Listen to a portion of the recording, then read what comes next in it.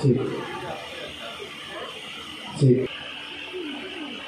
জয়গুরু, বাড়ি থেকে আসেন নাকি? কেন খাতে চাই? আমরা আসলে সৎসঙ্গ বিহার মন্দিরে এসেছি। কেন, কিসের জন্য? আসলে মা আপনার পাঁচ দিতে আপনাদের এবং অভিযান নির্দেশে আপনাদের খোঁজখবর নিতে এসেছি। আপনারা সকলে ভালো আছেন তো? হ্যাঁ হ্যাঁ আছি, কিন্তু আমাদের সকলে দেখতে তো নয়, এখন আপনারা পরে আসবে, আমার এখন সময় নেই। আমরা পরে আসবো। হ্যাঁ হ্যাঁ যান আপনারা। ভালো আছে? আজকে কোথায় যাওয়া হচ্ছে দিবসের জন্য? আজকে একজনের বাড়িতে গিয়েছিলাম, কিন্তু সেখান থেকে কাটিয়ে দিয়েছি। আচ্ছা, নেক্সট কোথায় যাবে? আমিও যাওয়ার জন্য সামনে একটা বাড়ি আছে, সেখানে যাবো। ইচ্ছা করে। আচ্ছা ঠিক আছে, আমিও যাবো। জয় জয়। একটা ঘরোয়া পরিবেশ প্রথমে দেখানো হচ্ছে। একটা ঘরের মধ্যে কী ধরনের অশান্তি চলতে থাকে সেই সমস্ত কিছুকে একটু ছোট্ট করে সংক্ষেপে বোঝানো হয়েছে। বাবা, কি সারাদিন ফোনে গেম খেলতে থাকিস তুই? তোর না সামনে বোর্ড, তুই পড়াশোনা করবি কি না? কি সারাদিন তুমি কিচির কিচির করতে থাকো? বিকেলে আমি বন্ধুদের সাথে বেরোবো, আমার 500 টাকা চাই। পারবো না আমি তোদের এত ফরমেশ পুরো করতে। কিছুদিন আগে না তোর অ্যাডমিশন ছিল, সেখানে তো এতগুলো টাকা দিলাম, আবার তো টাকা চাই? গিয়ে তোর বাবাকে জিজ্ঞাসা কর। আমি বাবাকে বলতে পারবো না, তুমি আমাকে বিকেলের মধ্যে 500 টাকা জোগাড় করে দাও বাস। মা, ও মা, আমি এখন নতুন কলেজ উঠেছি, আমার প্রজেক্ট আছে অনেক, আমার এখন টাকা চাই। আমার এখন একটা নতুন মোবাইল দরকার। এখন আমার নতুন মোবাইল? কিছুদিন আগে তোদের 2 ভাই বোনে আমি অ্যাডমিশন করালাম, এত টাকা দিয়ে এখন মোবাইল কিভাবে দেবো? আমি পারবো না তোদের এত ফরমেশ পুরো করতে।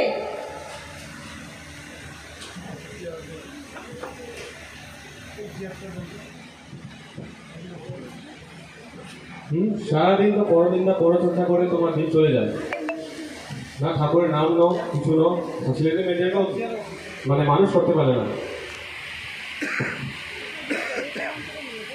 হ্যাঁ, সারাদিন তো তোমাদের কথা শুনবো আর কাজ করবো, এই আমার জীবনে রয়ে গেল। ঠাকুরের নাম ধ্যান কেন করো না? ঠাকুরের নাম ধ্যান করতে লাগে।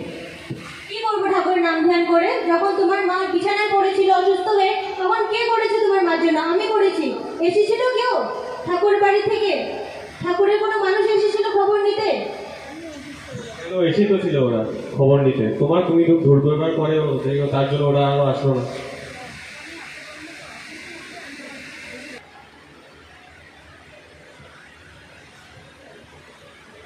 জয়গুরু, ঘরে কেউ আছে নাকি?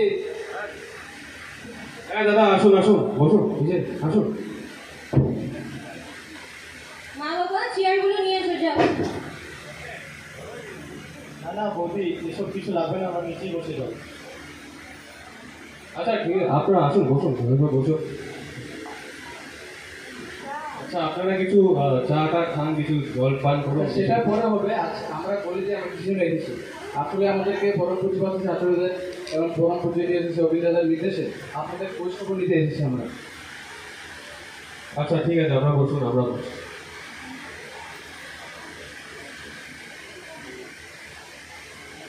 আপনাদের পরিবারের সবাই ভালো আছে তো? কি আর ভালো থাকবে, সংসারে সারাদিন শুধু ঝগড়া। আর এই আমার শাশুড়ি মা বিছানায় পড়ে থাকে সারাদিন, তার সুস্থতার দিকে দেখতে দেখতে তো আমার সময় চলে যায়, তার জন্য করতে করতে আমার সারাদিন চলে যায়, আর ভালো লাগে না।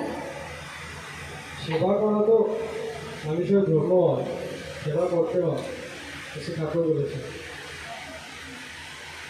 সংসার সুখে হয় রমিদার গুণে, এসে ঠাকুরের বাড়ি। রমিদার হলো যে স্ত্রীর গুণে সংসার সুন্দর হয়, সুখে হয়।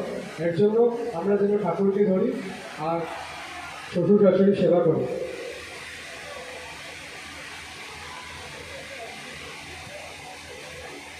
ঠাকুর বলেছেন সর্ব সমস্যার সমাধান হলো ঈশ্বর প্রতিষ্ঠা।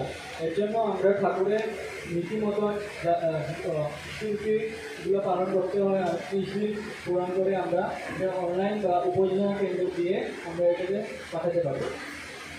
তা তো বটেই, কিন্তু ছেলে মেয়ে দুটো তো মানুষ হলো না, সেটা কি করি আমি? আমাদের মধ্যে কর্মী একজন আছেন, উনি সব বুঝিয়ে দিলেন ভালো মতো।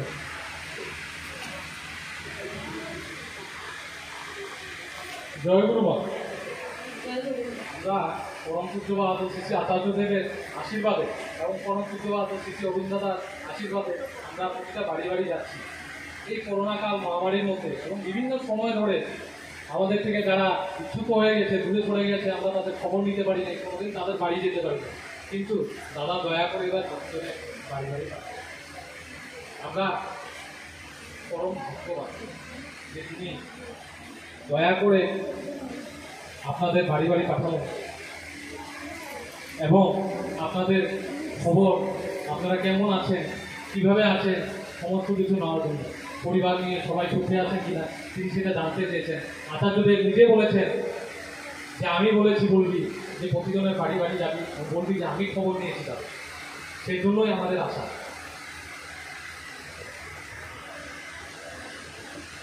আপনাদের কথা শুনে তো আমার মন ভরে গেল।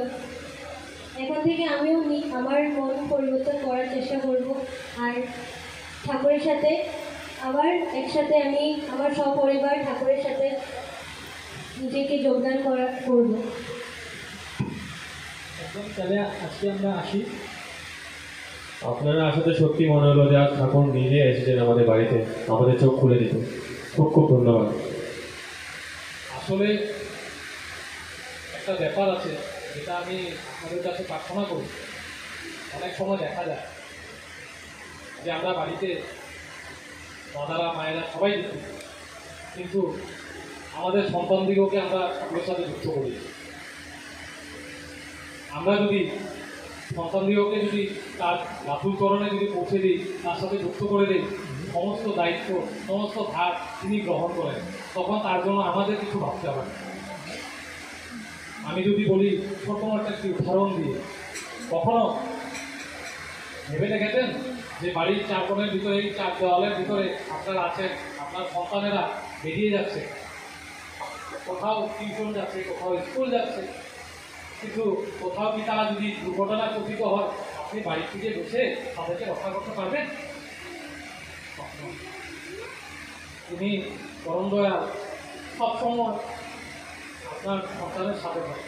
এই বিজ্ঞানের মধ্যে দিয়ে তাকে যদি যুক্ত করান, তিনি তাদেরকে ধরে রাখেন এবং তাদেরকে সঠিক পথে গতি দেখাবেন, কখনো হাত থেকে দূরে সরে যাবে। আমাদের যে পরিবেশ পরিস্থিতি, বাড়ি থেকে বেরোলে আমরা বিভিন্ন খারাপ পরিবেশ দেখতে পারি, বিভিন্ন সমস্যা দেখতে পারি।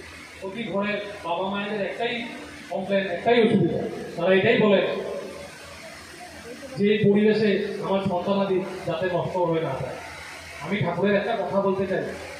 ঠাকুরকে প্রশ্ন করা হয়েছিল যে ঠাকুর, আপনি যে বলেন দাদনের কথা, বাড়ি বাড়ি গিয়ে দাদন করার কী দরকার? আমি যদি আমার বাড়িতে বসেই সমস্ত কিছু করি, নাম দেওয়ার করি, সকাল বিকাল 2টা পাঠ